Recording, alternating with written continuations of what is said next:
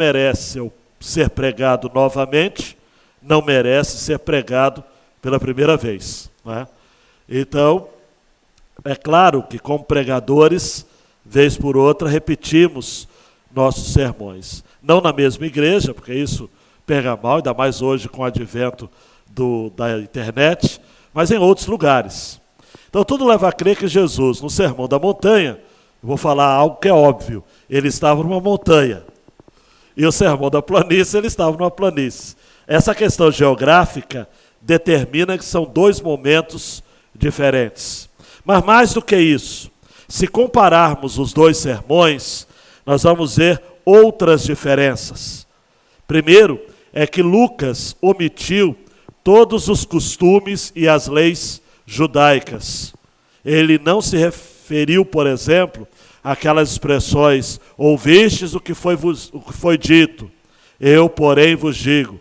Porque para Mateus, em seu público-alvo, que eram judeus, era interessante fazer esse contraste entre a lei de Moisés e a lei e o ensino de Jesus, e o evangelho de Jesus. Lucas, ele é um evangelho escrito para não-judeus. Então, essas menções relacionadas ao judaísmo não fazia qualquer sentido. Um outro ponto importante também é que Lucas, ele está preocupado com a prática do cristianismo. Ele é um médico, um historiador, alguém preocupado em entender o que o cristianismo deveria produzir de prática, de conduta, de comportamento. Você sabe que o Evangelho de Lucas e o livro de Atos são o mesmo livro. Então, só nesse ponto, você já adianta comigo de que Lucas está preocupado com atos, com práticas de Jesus. Com isso, Lucas não se preocupou em destacar qual seria o espírito do cristianismo. Ele está preocupado em salientar o comportamento concreto que expressa esse espírito. Dando essas palavras, nós vamos ao texto que representa o encerramento deste sermão. Um sermão que na seleção que Lucas faz aqui, termina do mesmo modo do outro, contando a parábola dos chamados dois construtores, com alguns pormenores e, sobretudo, uma diferença principal que eu vou salientar a seu tempo certo. Vamos lá? Lucas 6, 43 a 49. Não há árvore boa que dê mau fruto, nem árvore má que dê bom fruto, porque cada árvore é conhecida pelos frutos que produz.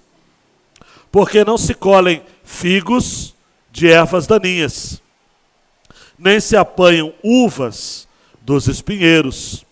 A pessoa boa tira o bem do bom tesouro do coração, e a pessoa má tira o mal do mau tesouro, porque a boca fala do que está cheio o coração. Por que vocês me chamam Senhor, Senhor, e não fazem o que eu mando? Eu vou mostrar a vocês a quem é semelhante todo aquele que vem a mim, ouve as minhas palavras e as pratica. Esse é semelhante a um homem que, ao construir uma casa, cavou, abriu profunda vala e lançou o alicerce sobre a rocha. Quando veio a enchente, as águas bateram contra aquela casa e não a puderam abalar, por ter sido bem construída. Mas o que ouve e não pratica é semelhante a um homem que construiu uma casa sobre a terra, sem alicerces. E quando as águas bateram contra ela, logo desabou. E aconteceu que foi grande a ruína daquela casa. Se fôssemos fazer um resumo, amados, do Sermão da Planície, de trechos do Sermão do Monte, que foram usados por Jesus nesse outro sermão, à luz daquilo que expomos, nós faríamos a seguinte recapitulação. Dos versos 20 a 26, nós encontramos Jesus fazendo uma relação de 4 bem-aventuranças com 4 ais. E eu preguei aqui, usando a temática com Jesus no coração, a gente é feliz. Mas eu explicitei, dizendo que somos felizes mesmo quando não estamos felizes. Porque a nossa felicidade é a nossa satisfação em Cristo. E foi muito interessante esta mensagem, inclusive um adolescente muito ligado, depois do culto, veio para conversarmos sobre o ser e o estar. E ele lançou algumas reflexões filosóficas que eu só balancei a cabeça dizendo, que legal. Ser feliz mesmo quando não se está feliz. A segunda mensagem foi dos versos 27 a 36, que eu sei que abalou corações aqui, porque abalou o meu. O tema da mensagem foi: amar cura ou amar gura?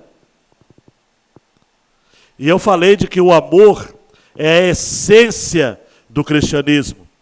E esse amor não se conforma apenas com palavras, mas se expressa por atos misericordiosos. Amor não é aquilo que a gente vê na TV. Mesmo respeitando o luto dos entes queridos e dos fãs, o amor não era aquilo que a Marília Mendonça cantava. O ícone, um dos ícones do feminismo no Brasil. Aquilo nome do estilo já diz, era sofrência. O amor, que é a essência do cristianismo, é o amor que se traduz em atos de misericórdia. Atos de misericórdia. Se você diz que ama, mas vê o seu irmão necessitado e cerra o seu coração, o amor de Deus não está com você. Amemos, filhinhos, não apenas de palavras, mas por obras e verdade. João vai dizer isso na sua primeira carta. O amor cura. E se você não vive o amor que cura, você vive o amargura. Domingo passado, cisco ou trave. E aprendemos que temos de ser críticos ao olharmos para nós e generosos quando olhamos para os outros. E vez por outra na mensagem, você que esteve aqui à noite, ou acompanhou pela internet, mas estando aqui à noite foi melhor, eu disse, tira a trave. Tira a trave do seu olho. Interessante que a gente conversou essa semana sobre isso. Temas que a igreja vai precisar se posicionar. Jesus, amados, amou os seus discípulos. E João 13:1 vai dizer, e tendo amado os seus discípulos, amou-os até o fim. Na cruz do Calvário, a primeira expressão de Jesus foi, Senhor, manda fogo do céu para matar toda essa turma. Foi, Manel? Foi, Pai, perdoa-lhes, porque não sabem o que fazem.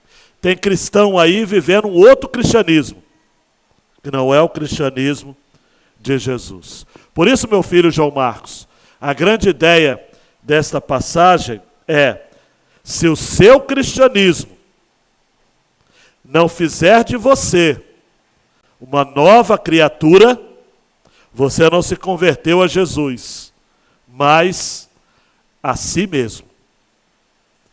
E pastor, eu venho domingo de manhã aqui para levar essa chamada, é do Senhor.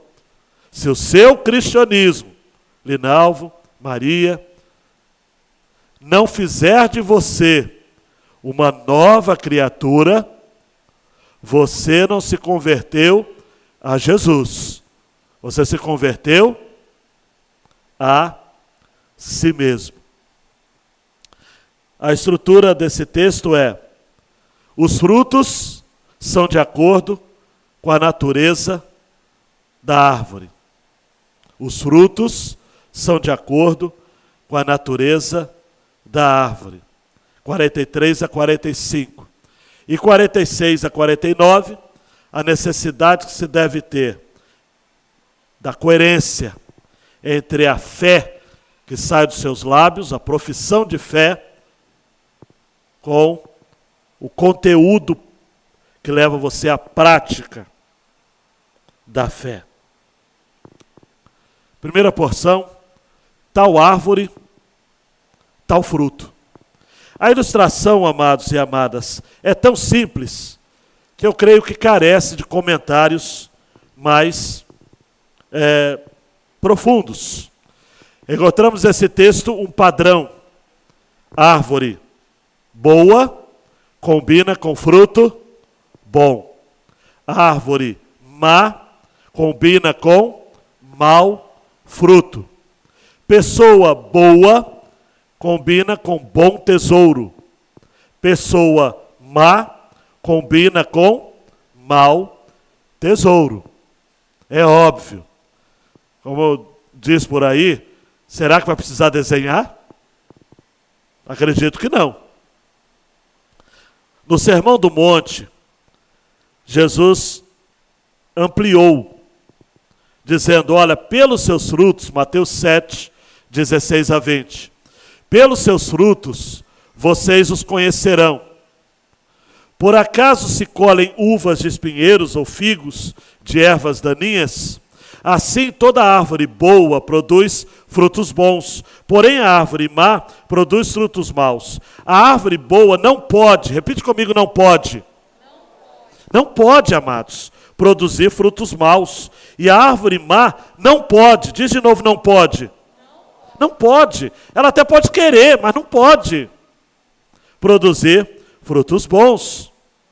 E aí que Jesus fala algo que Lucas não colocou na sua seleção. Por isso que a Bíblia precisa ser comparada com a própria Bíblia, para a riqueza de detalhes. Toda árvore que não produz bom fruto é cortada e jogada no fogo. Assim, pois, pelos seus frutos, vocês os conhecerão.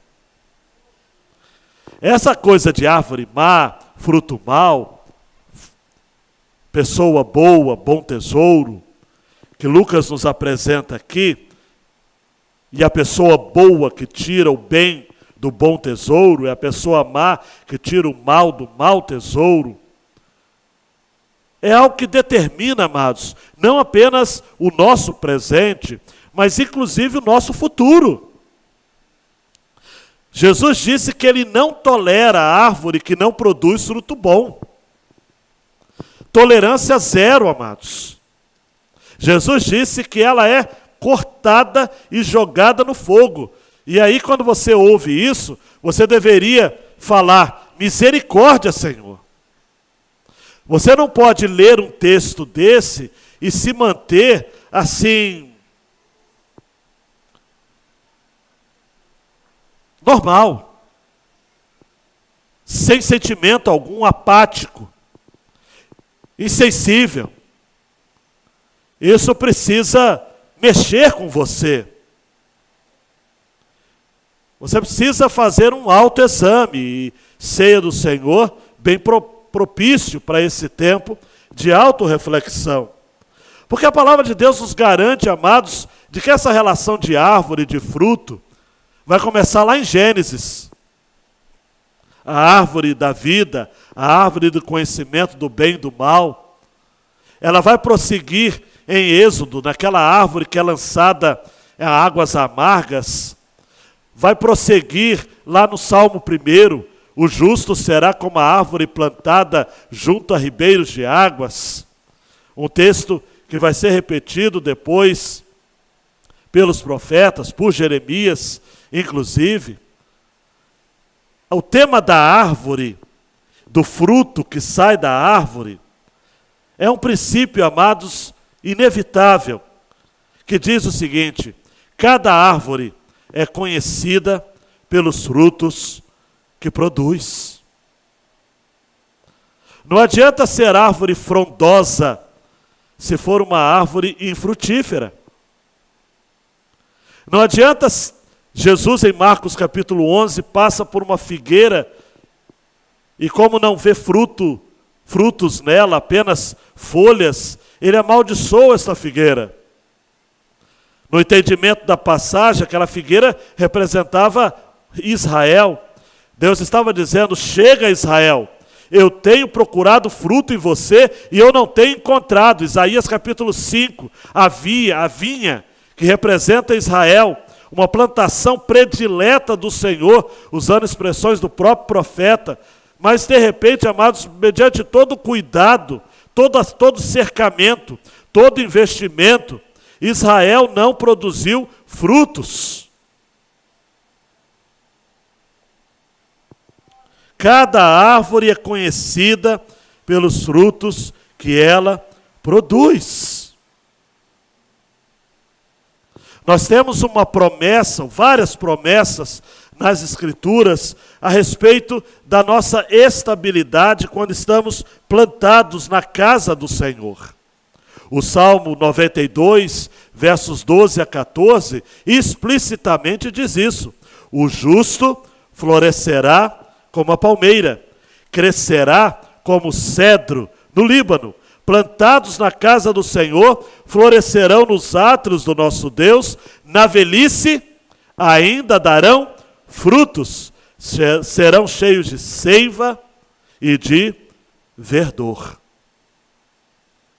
Não se pode, amados, colher figos de espinheiros, diz o verso 44, nem uvas de pés de urtiga, como vai traduzir a Nova Tradução na linguagem de hoje.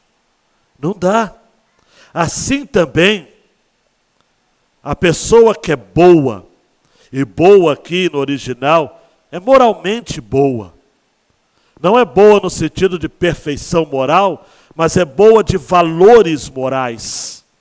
A pessoa boa tira do seu bom tesouro do coração o bem. Só pode ser do bem quem é de Jesus. Quem não é de Jesus pode até ter boas intenções, boas motivações, boas obras, mas não pode ter um bom coração. Porque só podemos ter o bom coração quando somos transformados por Jesus e transformados na nossa essência. O homem mau só consegue tirar do mau tesouro do seu coração coisas más, perversas. Por isso que Jesus conclui dizendo: a boca fala do que está cheio o coração. O comentarista Léo Morris vai dizer o seguinte: sempre há um motivo para as palavras que falamos. Nossas palavras revelam o que está em nosso coração. Sempre assim. E me permita fazer um adendo ao Léo Morris. Nesse tempo de redes sociais, nossas postagens revelam o que está em nosso coração. Para eu ser mais incisivo, nossas curtidas, nossos compartilhamentos revelam o que está em nosso coração. Temos de nos avaliar, amados, o tempo todo a respeito disso. Se a boca fala do que está cheio o coração, o que falamos, o que fazemos, comunica muito mais do que aquilo que temos de intenções. Aquela velha história, não foi a minha intenção, não conta. a sua ação falou alto. O modo como você reage a uma determinada agressão vai determinar aquilo que naquele momento estava no seu coração. Você pode até, eventualmente, como convertido que você é, depois se arrepender de ter dito. Mas as palavras já foram lançadas. As palavras, Salomão vai dizer, são como flechas. Tem como voltar? Não tem. Tiago vai dizer que o homem que domina a língua, domina o seu corpo inteiro.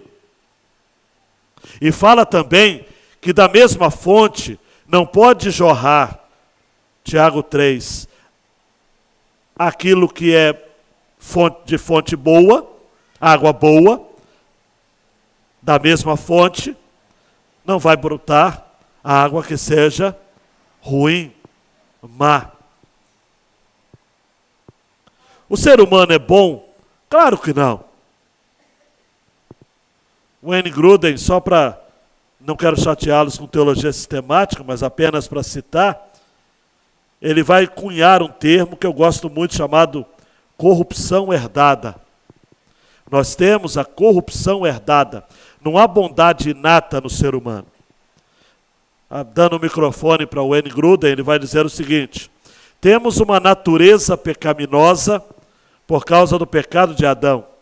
Além da culpa legal que Deus nos imputa por causa do pecado de Adão, também herdamos uma natureza pecaminosa como consequência do pecado dele.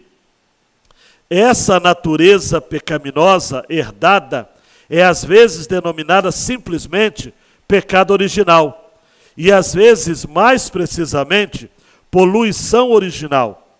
Uso, Grudem diz, em vez disso, o termo corrupção herdada, pois parece exprimir com mais clareza a ideia em vista.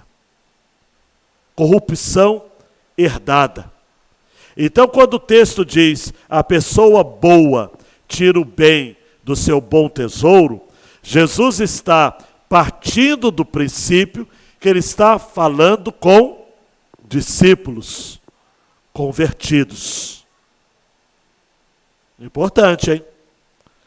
É importante até nos nossos dias, pastor, mas por que o senhor está insistindo nesse ponto? Porque eles não admitem, mas nós temos um grupo grande de crentes que são universalistas na prática. Eles pregam o evangelho, eles pregam a Jesus, mas no fundo eles acreditam que algumas pessoas boas, mesmo sem Jesus, vão para o céu. Eu conheço uma tonelada, que na prática são universalistas. Eu conto para vocês, é até risível, mas na verdade seria cômico se não fosse trágico, de um diácono, não aqui, mas de uma outra igreja, graças a Deus não foi aqui, que disse para o pastor na IBD: pastor, não estou entendendo a lição. Isso quer dizer que uma pessoa vai para o inferno só porque não aceitou Jesus?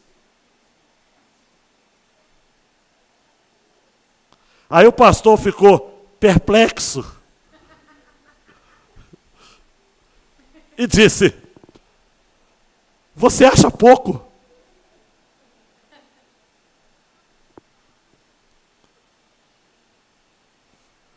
Mais de 50 anos de batista, amados. Ele foi batista no tempo de João Batista, praticamente. Mas acreditando no universalismo. Se ele falasse isso no espiritismo, iriam dizer: amém, irmão. Para não ficar citando textos difíceis, só o João 14,6 já serviria. Disse Jesus, respondeu-lhe Jesus: eu sou a e a. Ninguém vem ao Pai. É artigo definido do início ao fim. O caminho, a verdade, a vida. A pessoa pode fazer o bem sem olhar a quem, como diria minha avó, faço bem sem olhar a quem. Ou um ditado que ontem eu ouvi, eu já conheci, mas eu ouvi, pagando bem que mal tem. A pessoa pode fazer o bem e ir para o inferno. Martin Lloyd Jones diz assim: a expressão de bem-intencionados, o inferno está cheio. E há pessoas que são bem-intencionadas, de fato. São pessoas boas, mas que por conta apenas disso, e não terem Jesus, estão bem-intencionadamente perdidas. Sinceramente perdidas. Trocando em miúdos, então, é a palavra de Deus que diz. Vamos pegar um pouco a paráfrase do Peterson, que diz assim: ninguém colhe frutos podres de uma árvore boa, nem frutos bons de uma árvore doente. O estado do fruto indica o estado da árvore. Lembre-se de que a vida produz vida. O que conta é o que vocês são, não o que dizem e fazem. Isso se comprova por seus atos e palavras.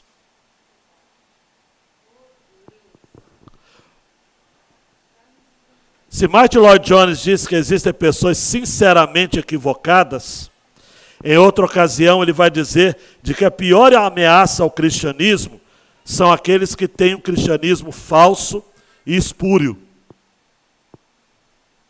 A pior perseguição da igreja, ou à igreja, não é a de fora, é a corrupção de dentro.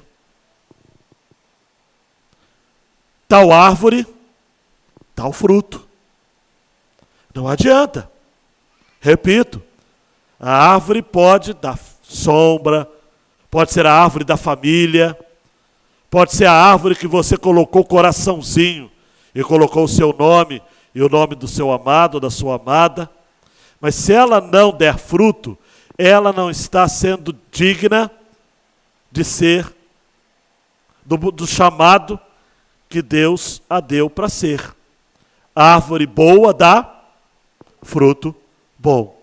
Árvore ruim dá fruto ruim.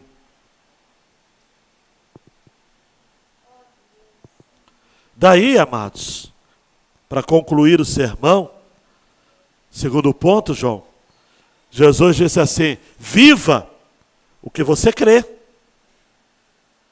Viva o que você crê. E aí, Lucas, na seleção aqui, faz um bem bolado muito interessante. Me permita essa expressão popular. Por que vocês me chamam Senhor, Senhor, e não fazem o que eu mando? Senhor, Senhor é uma expressão que diz o seguinte: por que vocês são tão religiosos? Uma reverência tão explícita, né? Senhor, Senhor. Senhor, Senhor. E vocês não fazem o que eu mando. É possível, J.C. Ryle fala isso, é possível ter um cristianismo ortodoxo, reverente e ao mesmo tempo infrutífero. Ter uma religião de solenidade. Por que nós estamos vivendo no Brasil um movimento de pastores reformados voltando para a Igreja Católica? Ou indo para a Igreja Católica. Alguns nunca foram católicos, estão indo agora. Movimento crescente. Por quê? Porque uma das razões, é muita coisa, né? Não estou querendo ser simplista. Eles estão em busca de solenidade. Mas uma solenidade, como no catolicismo, é uma solenidade sem vida. É uma solenidade no cemitério. Mas eles estão em busca disso. Tem reformados, crentes com boa teologia, mas que estão tão ligados à questão da letra da lei, à forma da doutrina, os princípios escriturísticos ali, mas de maneira tão legalista, tão míope, que tem muita luz, mas pouco calor. Se a gente não dosar isso, vai ser complicado. A gente vai ficar dizendo, Senhor, Senhor. Mas na hora de praticar o que Ele manda, a gente não vai fazer. E aí Jesus conta uma parábola clara. Você sabe muito bem e conhece. Um homem constrói uma casa. E o diferencial do Sermão da Planície é que a diferença do Sermão da Montanha é apenas do que constrói sobre a rocha e do que constrói sobre a areia. A ênfase do Sermão do Monte é no terreno que se constrói. A ênfase do Sermão da Montanha é no trabalho de quem constrói. Porque um cava, abre profunda vala e lança o alicerce. E aí quando vem enchente, as águas batendo contra a casa, não pode abalar, porque ela está bem construída. O olhar de Lucas e de Jesus e de Lucas, né, para ser mais preciso, na mesma história, é no modo como se constrói. Ela está bem construída. Por quê? Porque ele cavou, abriu valas, fez um bom alicerce. E aí a chuva veio, as enchentes, não se abalou, porque ela tem alicerce. Tudo na vida, amados, depende do alicerce. Tanto é verdade que versículos 49 vai dizer, versículo 49, 48 e 49, ou que aquele, 49 para ser preciso, aquele que ouve e não pratica, ele constrói a casa sobre a terra, sem alicerces. Ele não, alicerce nada. Vamos construir aqui, ó. É mais barato, é mais favorável. Esse terreno é bom, olha só como é bom o terreno, ó. Ele constrói sem alicerce. O apressado come cru, né? É um ditado popular, mas o apressado constrói também casa que é derrubada. Lembra do Naia, Sérgio Naia? Eu ia falar que Deus o tenha, mas não é Deus não, mas construiu uma série de prédios sem tomar cuidado com o material. Hein, Ney? No Rio de Janeiro tem algumas comunidades ali e também estão assim. De vez em quando cai um prédio. De vez em quando. Por conta disso. Sem alicerces. As águas batem contra ela e logo desaba. No original, desabar significa colapsar. Entrar em colapso. E acontece que foi grande a ruína, a queda daquela casa. Eu fiquei encantado, Jacira, Sandra, Felipe, com a ideia de fundamento. Essa palavrinha no grego para alicerce, Hebreus vai usar 1:10 como providenciar um fundamento. Efésios 3:17 vai usar no sentido figurado, a igreja está fundamentada sobre o edifício, o alicerce, a base dos profetas, dos apóstolos. 1 Pedro 5:10 a usar também, eu quero que vocês estejam alicerçados, fortalecidos, confirmados.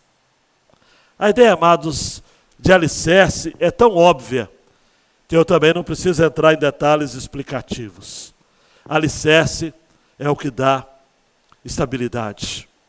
Um não foi abalado, o outro teve uma grande queda. É interessante como que na Bíblia essa questão de duas, é o ímpio e o justo. É o céu é o inferno. É a porta estreita e a porta larga. É sempre assim, amados. Jesus está reforçando a ideia de que chegará um tempo, e não está longe, que o que vai lhe manter de pé, e a gente está aí com temática do aniversário da igreja, Deus é bom, estamos de pé, é o seu fundamento. Nessa pandemia, amados, crentes que eu julgava serem maduros, vê a tempestade, construíram sem alicerce. Olhe para mim, só para enriquecer a ilustração. Às vezes não é sem alicerce, mas às vezes é alicerce ruim. Um fraco alicerce. Gente que até, eu gosto de falar isso, porque eu falo entre batistas, nossa igreja é batista. Pessoas que são mais batistas do que crentes. Pessoas que são mais brasileiras do que crentes. Pessoas que são crentes por tradição familiar. Pessoas que são crentes porque vêm na igreja.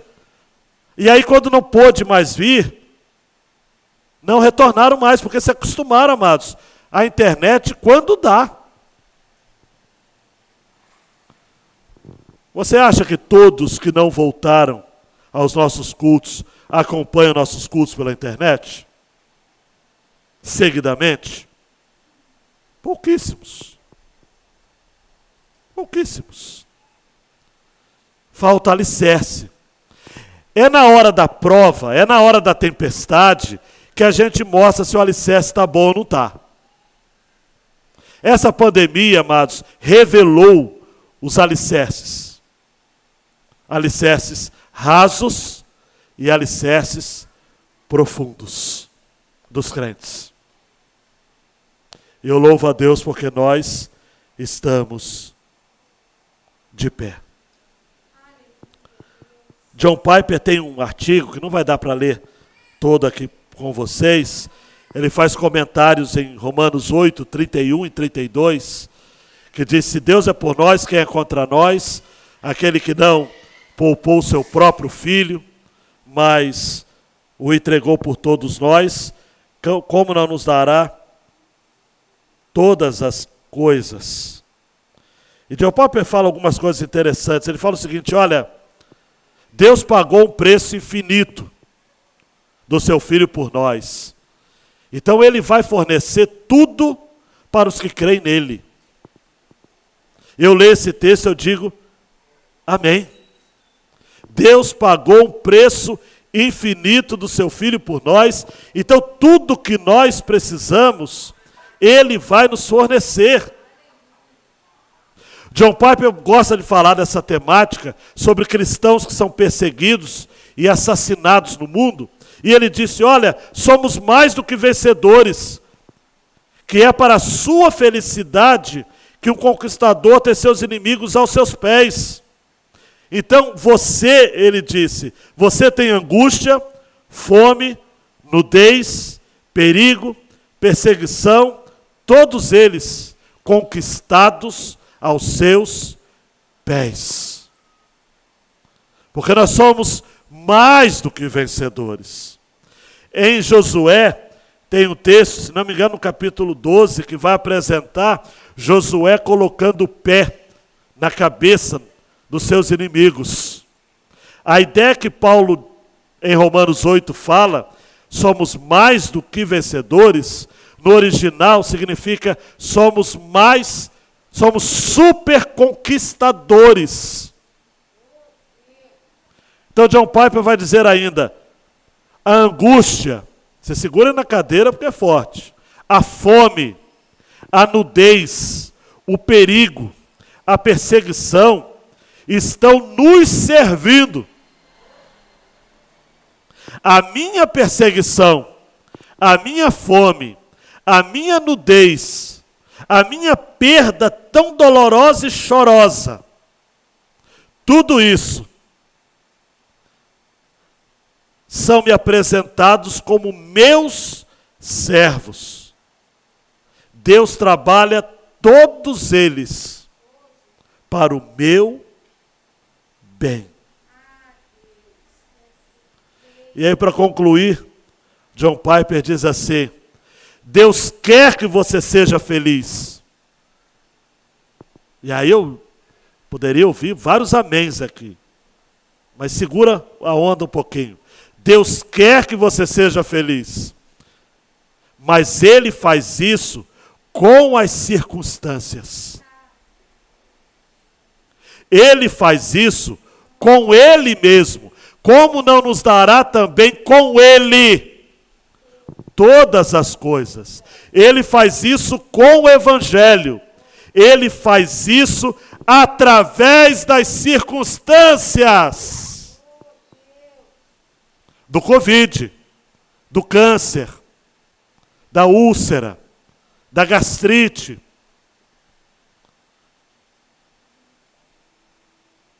Da falta de dinheiro, do conflito na família, das nossas lutas. Deus nos chama para vivermos uma grande fé num Deus que é bom, num Deus que está usando todas as coisas para a nossa profunda felicidade agora e a nossa felicidade completa, perfeita, imaculada para sempre no mundo vindouro. Ele está fazendo isso em nós. Então, João Marcos, concluindo, o que você é no seu interior define o que você faz no seu exterior. No final das contas, você não consegue fingir por muito tempo. Um dia, a máscara cai. O profeta Malaquias denuncia, logo no primeiro capítulo, o povo de Deus que já havia se contaminado com a corrupção do culto, ou no culto. Eu estava conversando com alguém, essa semana, um pastor que está expondo Malaquias, e a gente estava ajudando um ao outro sobre o contexto de Malaquias. Ele falou: Ezequias, é verdade que Malaquias profetizou logo depois da reforma de Neemias? E eu não entendo isso. Eu falei: meu querido, em pouco tempo a coisa degringolou de vez. Eu falei: meu querido, Neemias 8 tem um avivamento, 9, 10, o povo se quebranta. Depois Neemias precisa voltar para Suzã. O rei chamou ele ficou algo em torno de 2 anos e meio, ficou pouco tempo lá. Quando ele voltou, o cidadão, até esqueci o nome da encrenca, chamou Tobias, um dos inimigos, para morar num quartinho no templo.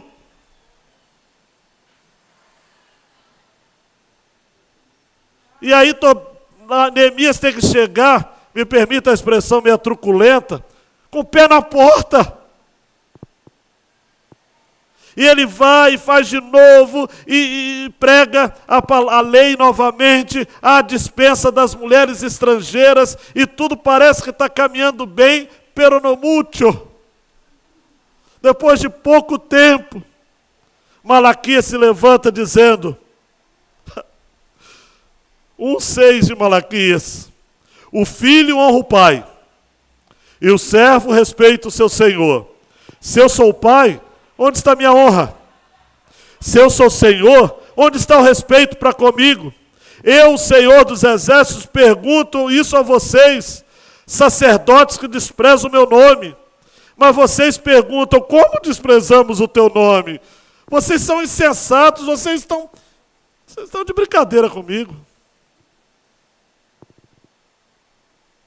Não dá, amados. Corrupção. Cuidado. O que você é no seu interior revela o que você faz. Por isso você tem que pregar o evangelho para você mesmo todos os dias.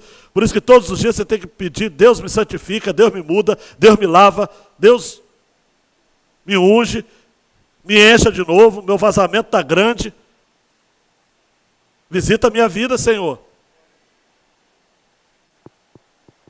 Segundo João, Muitos crentes são apenas religiosos, amados. Estão entre nós por conveniência. Apenas para ter algum tipo de segurança pseudo-espiritual. Eu sou membro da Ibacem. Honro a Jesus com seus lábios, mas o nego com a sua vida, amados. Gente que se diz ovelha de Jesus, mas não é do rebanho de Jesus. Ih, pastor, isso que o senhor está dizendo? Por que não é ovelha de Jesus? Porque João 10, 27 vai dizer: as minhas ovelhas ouvem a minha voz, eu as conheço e elas me seguem. Você segue a Jesus? Mas para isso você precisa tomar uma decisão. Jesus disse, em Lucas 14, 26, se alguém vem a mim e não me ama mais do que ama o seu pai, a sua mãe, e a sua mulher, e a seus filhos, os seus irmãos, as suas irmãs, e até a própria vida, não pode ser meu discípulo. Preste atenção, não pode. Se você ama mais a sua vida do que a Jesus, você não pode ser discípulo de Jesus.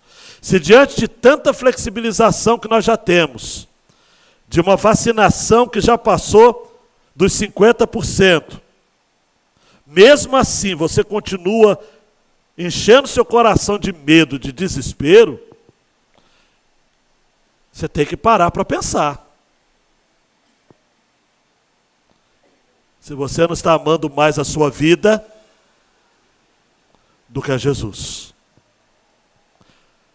Se a perda de um ente querido, por mais difícil que seja, é motivo para você abandonar a sua caminhada com Jesus, como que se Jesus não pudesse mexer com a sua família? A Bíblia é clara, a minha Bíblia, a sua também, imagino que seja. Ao homem está ordenado morrer.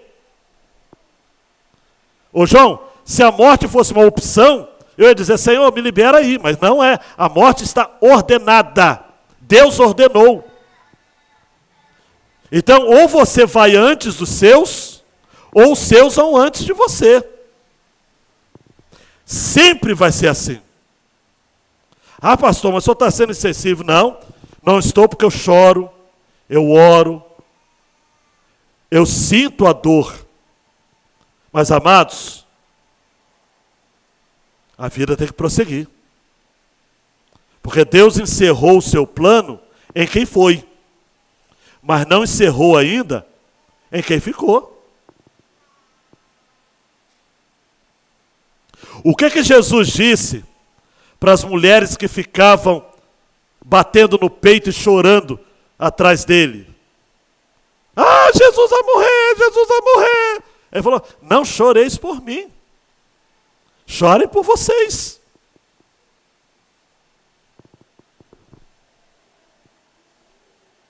Para.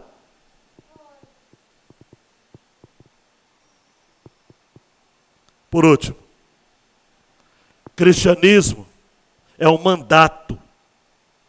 Não se trata de um passatempo de férias. É uma vida de renúncia e sacrifício. Não ouse ser cristão se você não for chamado para sê-lo. Tá? É um mandato. Se você não for chamado para ser cristão, vai ser outra coisa. Mas se você for chamado para ser cristão, você não será feliz de outro jeito. Mas, contudo, porém, entretanto, todavia, você vai precisar ter uma vida de renúncia, uma vida de sacrifício, uma vida de cruz. 2 Pedro 1,10.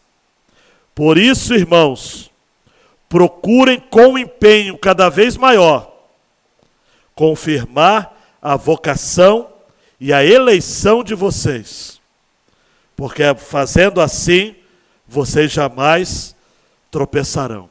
Eu olho para esse texto, a gente precisa coadunar isso com a nossa teologia, amados. Confirmar a vocação e a eleição com empenho. Porque a santificação precisa ser vista da perspectiva também do progresso. Se você é crente há 50 anos, você tem que estar 50 vezes melhor do que quem tem só 1 ano de fé. É isso que se espera. Tem que ter progresso. Por quê? Fazendo isso, vocês jamais tropeçarão. Tem que progredir. O Peregrino de John Bunyan é uma boa ilustração para isso.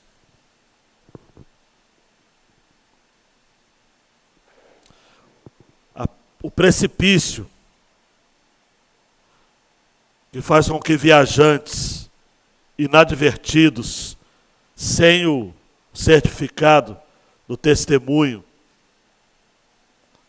sejam lançados ao lugar de sofrimento, fica à porta de onde se entra para o convívio com o Senhor na cidade santa. Tem gente que vai chegar perto, mas não vai entrar. E tem gente que está entrando no caminho agora e vai chegar. Há um ditado no meio militar que diz que a antiguidade é posto. No militar é assim, no militarismo. Na vida cristã, não. Nem sempre a antiguidade é posto. Porque Deus olha o coração.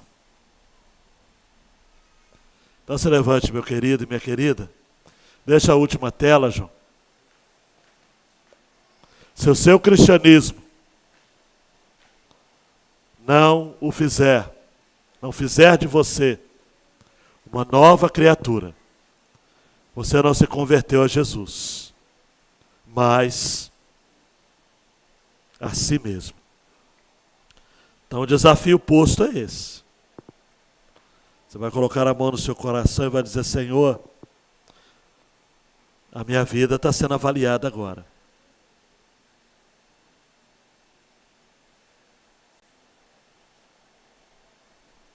Está sendo avaliada. Eu estou examinando qual fruto eu tenho produzido. Eu tenho um mau ou um bom tesouro? Eu sou daqueles que dizem Senhor, Senhor, mas não fazem o que Jesus manda?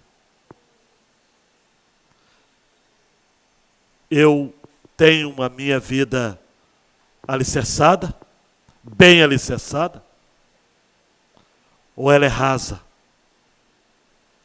Fundamentos rasos, alicerces inexistentes. Como está a minha vida hoje? Eu quero mudar. Eu preciso mudar. Abaixa a cabeça. Os músicos vão estar vindo. Nós vamos cantar uma oração. E você que é membro da igreja, membro de alguma outra igreja, em comunhão, vai ser servido os elementos. O pão e o cálice. E você vai examinar a sua vida. Preste atenção. Você não vai examinar a vida do seu irmão. Você não vai examinar a vida do seu ente querido. E não participar da ceia não vai lhe tornar uma pessoa ajeitada.